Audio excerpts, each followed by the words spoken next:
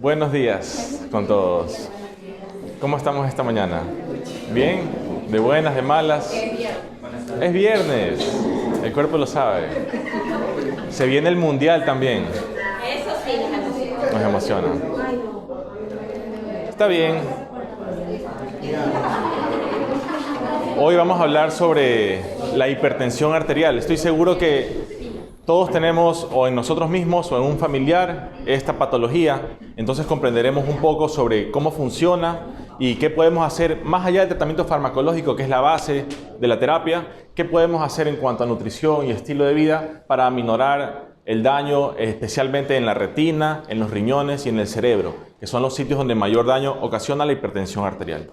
Mi nombre es Rafael Martínez, soy médico y magíster en gestión educativa y va a ser un gusto compartir con ustedes. Primero quisiera preguntarles ¿para qué creemos que sirve la presión arterial? Porque tiene que tener cierta función en nuestro organismo. ¿O qué sería la presión arterial? ¿Alguien quisiera decirme qué sería la presión arterial? La subida, o sea, tiene que haber una presión normal y si se sube, algo pasa. ¿Y presión de qué cosa? Sería la presión de la sangre sobre nuestras arterias. ¿Sí? Entonces nosotros podemos sentir en nuestra arteria carótida en el cuello cómo late. Sentimos cómo late la arteria carótida y podemos imaginarnos la presión que siente la arteria carótida cada vez que el corazón se contrae. Cada vez que el corazón se contrae y nos late la carótida, tenemos una presión en particular y esa sería la presión sistólica. O sea, la presión sistólica quiere decir la presión cuando el corazón se contrae. Cuando el corazón, en cambio, se relaja y se abre para llenarse de sangre, eso se llama diástole. Y esa es la presión diastólica. Entonces, ahí sacamos el 120-80. 120 quiere decir la presión sistólica y 80 quiere decir la presión diastólica cuando el corazón se relaja. Eso ya vamos a ver más adelante. Entonces, sístole es la contracción del corazón y diástole es la relajación del corazón. Cuando el corazón se relaja, se llena de sangre. Y una vez lleno de sangre, se contrae para propulsarla por todo el cuerpo. Y esa presión que sienten las arterias cuando el corazón se contrae y propulsa sangre es la presión sistólica. ¿Sí? Entonces, a mí me gusta imaginarlo como una manguera de la cual sale agua. Si tenemos poca presión, no va a salir o va a salir muy poquito, no se va a regar el césped. Asimismo, si tenemos poca presión arterial, no se van a regar los tejidos con sangre, el cerebro, los riñones, los ojos, por ejemplo.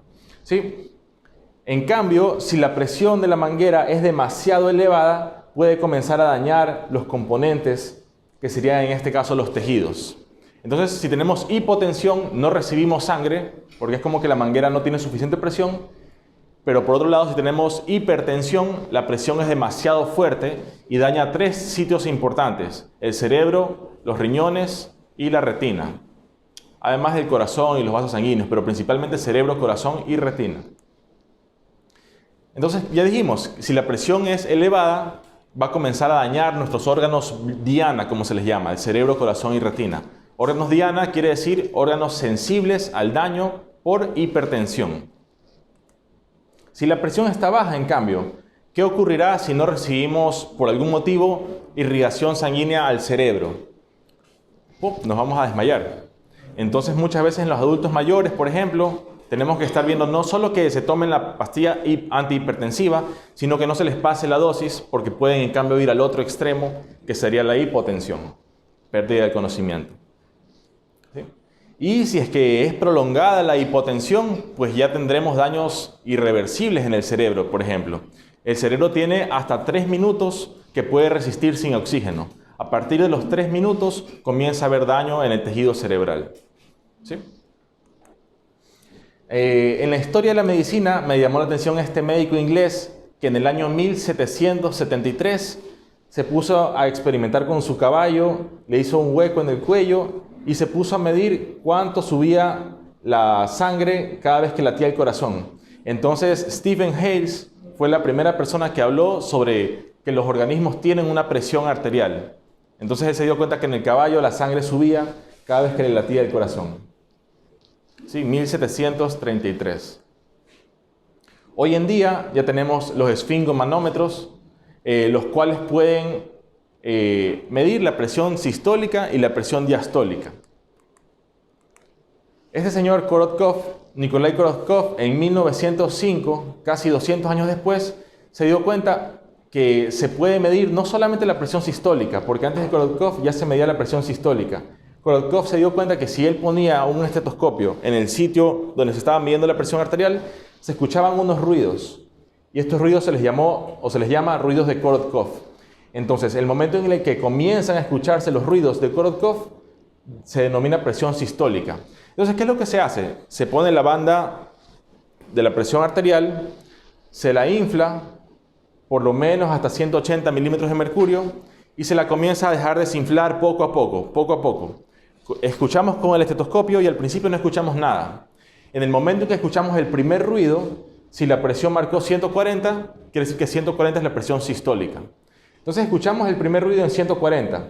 Sigue bajando 130, 110, 100 y 90. Digamos que en 90 se dejan de escuchar los ruidos. Esa sería la presión diastólica. De esa manera yo obtengo el 120, 80. Y la unidad de medida, milímetros de mercurio. En realidad esta no es una unidad del Sistema Internacional de Unidades como el metro, como el grado Celsius. Es una unidad de medida un poco confusa. Se la usaba históricamente porque para medir la presión arterial se ponía un balde de mercurio y un palito con centímetros marcados, con milímetros marcados. Entonces, dependiendo de cuánto se elevaba el palito, se decía 10 milímetros de mercurio, 20 milímetros de mercurio, 30, 40, 50. ¿Sí? Entonces, Nikolai Korotkov, cirujano de 1905, describió los ruidos de Korotkov. Entonces, él es una de las personas pioneras en el estudio, ¿correcto?, de la presión arterial. Bien, entonces quisiera hablarles un poco sobre cómo funciona nuestro corazón. Nuestro corazón tiene 4 sitios en particular. Tiene la aurícula derecha,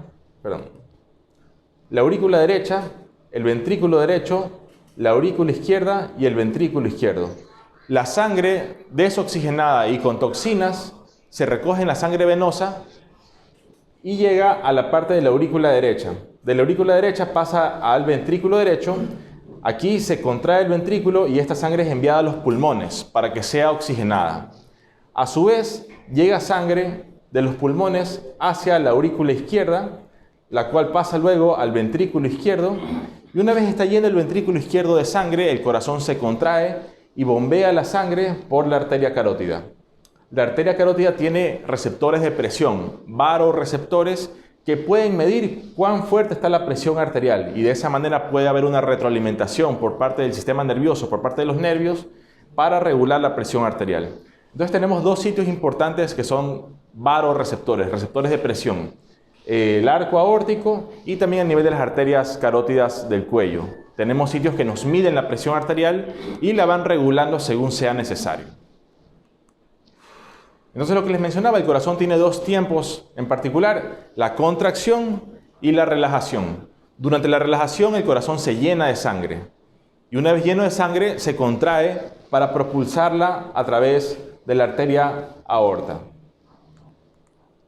Sí, entonces tenemos la sístole, que quiere decir contracción, y la diástole. Presión arterial sistólica es la presión que las arterias reciben cuando el corazón se contrae, ¡pum!, una contracción fuerte, por eso es que marca 120. Y luego cuando el corazón se dilata, se expande, la presión que estaba en 120, ¡pum!, cae a 80. Y esa es la presión diastólica. La diastólica es la presión cuando el corazón está expandido. Luego se contrae de nuevo, ¡pum!, sube de nuevo a 120, ¡pum!, baja a 80, ¡pum!, 120, 80. ¡Pum!, subió a 150. La persona ya puede comenzar a tener sintomatología de una presión arterial elevada. Puede doler la cabeza, puede comenzar a ver lucecitas, fotopsias en el campo visual, ¿sí? Puede marearse, etc. O puede no tener ningún signo ni síntoma. Muchas veces la hipertensión es silenciosa y ya nos ocasiona daños por décadas y vamos perdiendo la función renal, la función visual, vamos dañando nuestro cerebro, etc. ¿Sí? Quería mostrarles también que el corazón tiene un sistema eléctrico que coordina sus movimientos.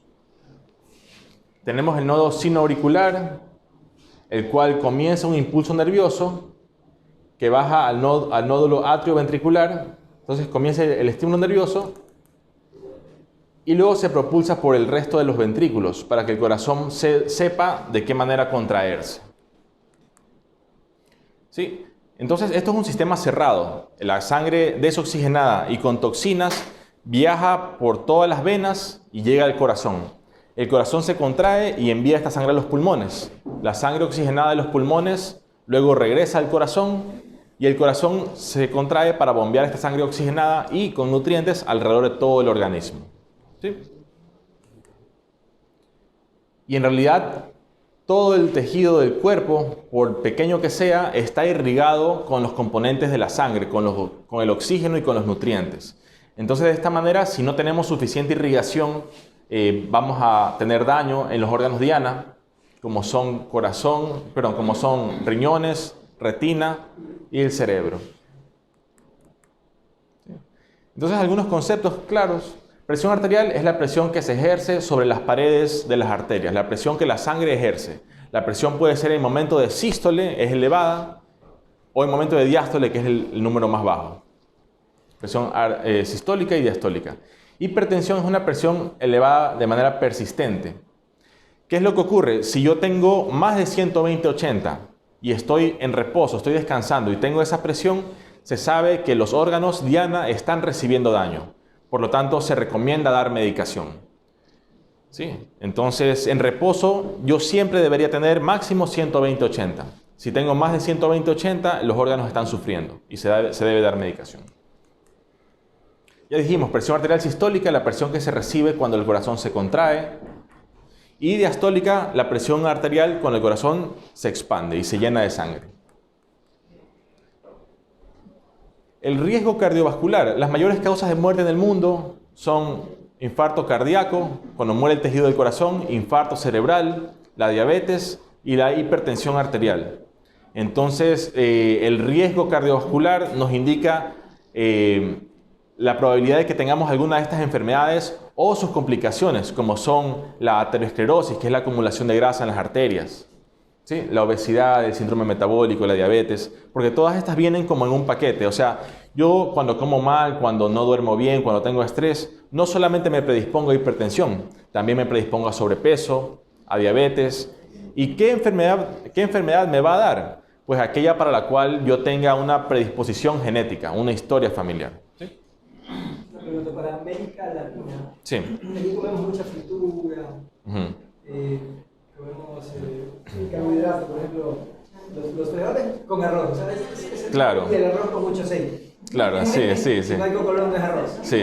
Entonces, me imagino que América Latina, desconozco la cultura culinaria de otros países, pero América Latina debe ser altamente propenso y por arriba de la media mundial. No sé si por arriba, porque parece que para la raza negra hay mayor riesgo por parte del riesgo genético. O sea, ellos, pese a la alimentación que tengan, tienen mayor riesgo. Incluso para los afroestadounidenses también. Sí. Pero sí, evidentemente en Latinoamérica tenemos esta cultura de muchos carbohidratos. También somos muy activos, yo pienso. O sea, por lo general las personas trabajan moviéndose, pero habría que ver realmente, sí. Sí. Bueno, los que les quería comentar que hay sistemas de regulación de presión arterial. Hay el sistema nervioso autónomo, la parte automática del cuerpo, que funciona con los vasoreceptores, los receptores de presión a nivel del callado de la aorta y a nivel de las arterias carótidas. Y también brevemente les voy a mencionar que tenemos un sistema llamado sistema renina-angiotensina-aldosterona, que es aquel encargado de regular nuestra presión arterial a su vez por medio de las hormonas. Pero no vamos a entrar tanto en detalle, simplemente hablar de que esto dilata o contrae las arterias. Si las arterias están contraídas, la presión arterial va a aumentar porque debe haber mayor sangre pasando por aquí. En el 2017 hubo cambios en los criterios para hipertensión arterial. Antes era 140/90. Pero en el 2017 la American Heart Association dijo no, ahora a partir de 130 vamos a comenzar a decir que tiene hipertensión. Vamos a comenzar a decir que si tiene más de 120, tiene elevada la presión, pero no le vamos a decir hipertenso. Pero a partir de 130 vamos a comenzar a decir hipertensión grado 1. Lo que antes no se consideraba hipertensión, a partir del 2017 comienza a considerarse hipertensión. Dicen algunos profesionales que había intereses por medio de las farmacéuticas para considerar a mayor cantidad de personas hipertensos y darles medicación, pero los que defienden esta postura indican que no, que la evidencia nos sugiere que a esta presión arterial ya hay daño, sufren los órganos diana y los beneficios de la medicación superan a los riesgos. Entonces hay que ver qué postura es la correcta, hay mucho debate, pero nadie discute que a partir de 140 los órganos diana están sufriendo bastante. O sea, una persona con presiones de 140 debería tomar medicación. Yo, que soy un médico más o menos tendiendo a la parte naturópata o la parte natural, yo igual le diría que la hipertensión arterial debe ser tratada por medicamentos. O sea, la parte del estilo de vida y de la nutrición puede ayudarle, puede ser coadyuvante, pero lo principal debe ser el medicamento, porque los órganos diana están sufriendo y puede tener ceguera más adelante, puede tener daño renal, puede tener daño por infartos a nivel del cerebro, etc. Sí. Afecta a un 25% de la población adulta. Al principio las mujeres tienen una protección contra la hipertensión, pero a partir de la menopausia se invierten los papeles y las mujeres se vuelven más propensas. ¿Sí? Y en el 90% de los casos se denomina hipertensión primaria, o sea que es una hipertensión que es la enfermedad en sí misma, no es la consecuencia de otra situación como un daño renal, sino que la hipertensión es una enfermedad por sí sola, en el 90% de los casos. Sí. Factores de riesgo: la edad avanzada, los hábitos, el tabaquismo, el estrés. ¿Sí? Principalmente la historia familiar. La historia familiar de hipertensión es el dato número 1 para que una persona a partir de los 30 años se haga regularmente chequeos de presión arterial para ver qué tal está esa presión. ¿Sí? El sedentarismo también. Nuestro cuerpo está acostumbrado a estarse moviendo todo el tiempo, debería moverse todo el tiempo, porque tenemos el sistema linfático, el cual circula linfa por alrededor de nuestro cuerpo, pero en base a nuestro movimiento. Si estamos sedentarios, no vamos a tener buena circulación de linfa y eso va a perjudicar todo aspecto de nuestra salud. Sí. Sí, regresa. Ajá. Si decía que la historia familiar es clave. Sí. Y ya está una persona con 130, ya sabe, lado y lado. En mi caso, mi padre y mi madre fallecieron con ese problema. Ok, a partir del 30, me imagino que no todo será medicina, sino que cambio de hábitos, claro, no obligadamente. No, inicialmente, o sea, la terapia inicialmente indica cambios en el estilo de vida. Si es que eso no funciona, con un par de meses ya se comienza a dar un medicamento. ¿Sí? Bien, el diagnóstico no basta una sola medida de presión arterial. E incluso se habla de que las personas se suelen poner nerviosas cuando van al médico y pueden presentar hipertensión de bata blanca, que quiere decir solamente por una respuesta de adrenalina en ese momento la presión se eleva. Entonces eso puede estar causando. El tabaco y la cafeína aumentan la presión arterial, por lo cual deberían evitarse al menos media hora antes de la prueba. ¿Sí?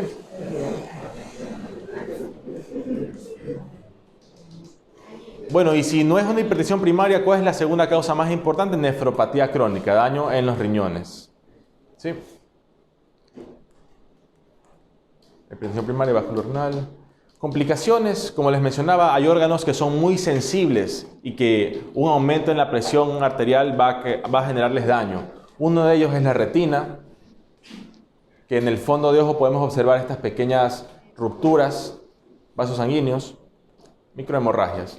Y también van a sufrir las arterias. Las arterias tienen músculos llamado músculo liso, porque tenemos en el cuerpo músculo esquelético, que es el del cuerpo, que es el que movemos conscientemente, y músculo liso, que es músculo involuntario, autónomo. ¿Dónde está? En los intestinos, por ejemplo, en el estómago, pero también está en las arterias. ¿Y para qué funciona? Para contraer o dilatar las arterias, regulando la presión arterial. Si tenemos la presión arterial elevada por mucho tiempo, va a sufrir este músculo liso y se va a engrosar. Y esta arteria va a quedar más gruesa, teniendo menos calibre para poder transportar sangre y por ende todas las implicaciones que a esto conlleva. ¿Cuáles de estas complicaciones? La más grave es la formación de placa de ateroma o ateroesclerosis. Aterosclerosis es esta acumulación de grasa a lo largo de décadas, grasa que se acumula, se oxida y se queda ocluyendo la luz de la arteria. ¿Sí? Entonces la hipertensión predispone también a estas placas de aterosclerosis. Hay dos nombres que son parecidos, la aterosclerosis y la arterioesclerosis. Aterosclerosis es la placa de ateroma y arterioesclerosis es la rigidez que la arteria tiene por la hipertensión sostenida. Arterioesclerosis, esclerosis de la arteria. El tratamiento, no quisiera entrar mucho en la farmacología del tratamiento porque cada persona debe ser estudiada por el especialista para indicar cuál tratamiento será mejor. Sin embargo, sí enfatizo en la importancia de seguirlo a cabalidad. Y sí les voy a mencionar que existen coadyuvantes, todo lo que relaje al sistema nervioso. Cuando estamos relajados, comenzando por una respiración profunda, liberar el estrés de los brazos, del cuello, ser conscientes de la respiración. Todo esto va a favorecer la meditación, todo esto va a favorecer lo que se llama el sistema nervioso parasimpático, que es la manera relajada de nuestro cuerpo para actuar. Cuando estamos relajados, la bioquímica de nuestro cuerpo cambia, nuestra mente se vuelve más clara, nos volvemos más creativos, más espontáneos y todo el funcionamiento de nuestro cuerpo se vuelve mejor. Mejor para la relajación. La aromaterapia, aunque no lo crean, sí hay sustentos científicos de cómo los aceites esenciales pueden tener beneficios para la salud, especialmente el de valeriana, el de pasiflora y los cítricos también. Sí, porque al difuminarse en el aromatizador, nosotros lo inhalamos, al inhalarlo pasa al oxígeno de los pulmones y luego pasa a la sangre. Y estas moléculas, estos fitoquímicos, activan receptores que calman a nuestro sistema nervioso. Particularmente la valeriana activa el receptor GABA en el cerebro, que es el receptor que relaja el sistema nervioso. ¿Sí? La meditación. ¿Quién aquí ha probado la meditación alguna vez? ¿No? Todos hemos intentado como que respirar más. A veces hay cuestiones que nos interrumpen. Por ejemplo, el ruido que escuchamos ahorita nos puede interrumpir o podemos aceptarlo, convivir con él y meditar en este momento presente que de todos modos pues, se puede sacar provecho de aquello, ¿verdad? La meditación implica conciencia de la respiración, conciencia del momento presente, conciencia corporal, me doy cuenta de cómo estoy de pie, cómo estoy sentado, si tengo algún dolor, alguna molestia, suelto algún músculo que tenga tenso. ¿Sí? Todo esto ayuda a liberar la tensión emocional. Yo también recomiendo mucho, especialmente para prevenir lesiones, como lesiones de rodilla, de cadera, de hombros, tanto pilates como yoga. El yoga tal vez a veces tiene un componente un poco más espiritual, pero si quieren algo práctico, el método pilates. ¿Sí has escuchado el método pilates? Ese de ahí es muy bueno para la salud de la columna vertebral, para mejorar la postura, para mejorar los músculos del balance, para los adultos mayores que muchas veces se tropiezan y se caen. Cuando uno se tropieza, tiene músculos estabilizadores que evitan la caída. Este tipo de músculos son trabajados en el yoga, en el pilates. Entonces el adulto mayor que se tropieza puede tener la fuerza para mantenerse de pie. ¿Sí? ¿Cuánto tiempo? Al menos 2 veces por semana les recomiendo para el manejo de estrés. ¿Sí? Nutrición, evitar el sodio.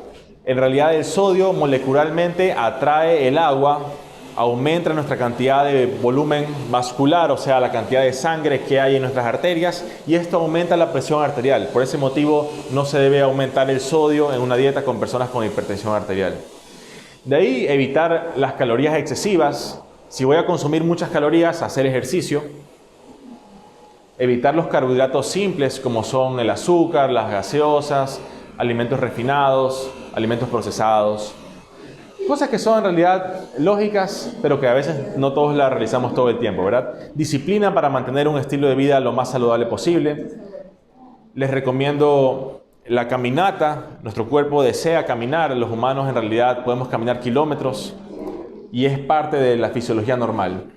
Y el ejercicio, yo recomiendo el ejercicio, ¿cuál? El que la persona disfrute, para que haya una buena adherencia al tratamiento, o sea, que la persona se mantenga constante en el ejercicio. Si le gusta el gimnasio, las pesas, será esa. Si le gusta el pilates, será ese. Si le gusta el fútbol, soccer, ese. el que la persona mantenga a lo largo del tiempo para que pueda sacar los provechos. Calidad del sueño. El tip número 1 para dormir mejor es evitar la cafeína. La cafeína se queda hasta 24 horas en nuestros cuerpos. Otro tip para dormir mejor, si te levantas, no veas qué hora es, porque eso despierta el cerebro, eso ya les he mencionado. Tener una rutina, porque el sueño se basa en la liberación de melatonina. Y cuando termina el sueño y comienza el día, liberamos en cambio el cortisol. Entonces, si un día nos dormimos a las 10 de la noche, y otro día a las 2 de la mañana, y otro día a las 9 de la noche, nuestro cuerpo no va a saber a qué hora liberar la melatonina. Entonces, un horario de sueño regular es fundamental para tener sueño reparador. Manejo del estrés. Como les menciono, no todo el estrés es malo. Si el estrés es adecuado, te fortalece, te vuelve más capaz. Pero no excedernos para que no se vuelva distrés. Euestrés es buen estrés y distrés es estrés perjudicial. Muchas gracias por su atención, espero les haya gustado la charla.